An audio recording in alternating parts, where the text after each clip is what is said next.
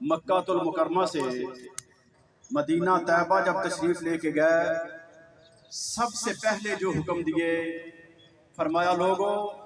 سلام کو عام کرو اور کھانا کھلایا کرو۔ عمومی طور پہ جب یہ کھانے کی کوئی دعوت دی جاتی ہے تو ہم اس کو بڑا مایوب سمجھتے ہیں، حالانکہ یہ ہمارے دین کا بنیادی حکم ہے۔ تو میں اس موقع پر مبارکباد پیش کرتا ہوں محترم جناب عتیق الرحمان خان صاحب کو،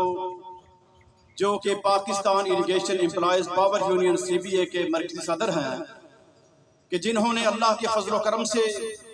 نبی مکرم علیہ الصلوۃ والسلام کے اس فرمان پر عمل کرتے ہوئے آج تمام اپنے مہمانوں کے لیے دعوت کا اہتمام کیا ہے۔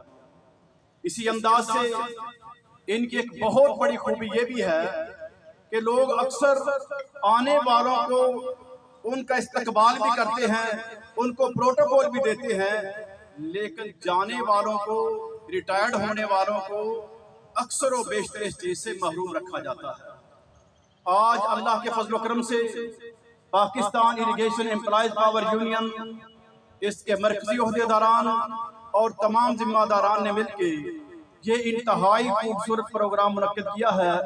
جس میں محترم جناب سید کلب عباس صاحب اور محترم جناب چودھری محمود صاحب اپنے افسران والا کو، جن کی ریٹائرمنٹ ہوئی ہے،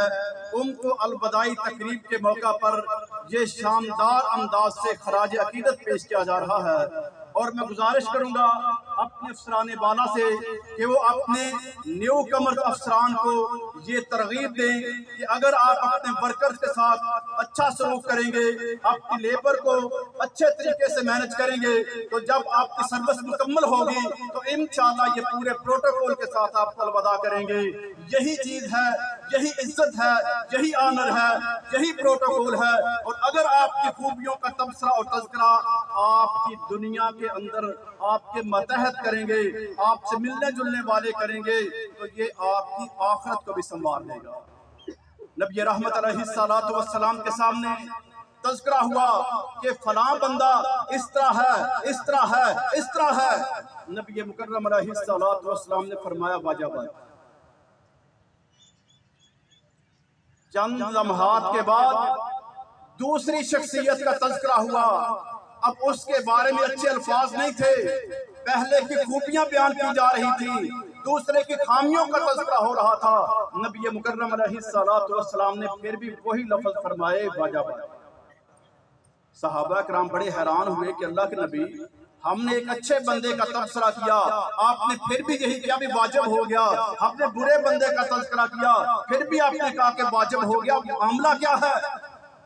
نبی مکرم علیہ الصلوۃ والسلام نے فرمایا کہ جو لوگ تبصرہ کرتے ہیں، تذکرہ کرتے ہیں، جن الفاظ سے یاد کرتے ہیں، اللہ رب العالمین بھی ویسے ہی کر دیتا ہے۔ ایک بندے کی جب برائیاں بیان کی گئی تو اس پر جہنم کو فرض کر دیا گیا، دوسرے کی خوبیاں بیان کی گئی تو اس کو جنت کے لیے واجب قرار دے دیا گیا۔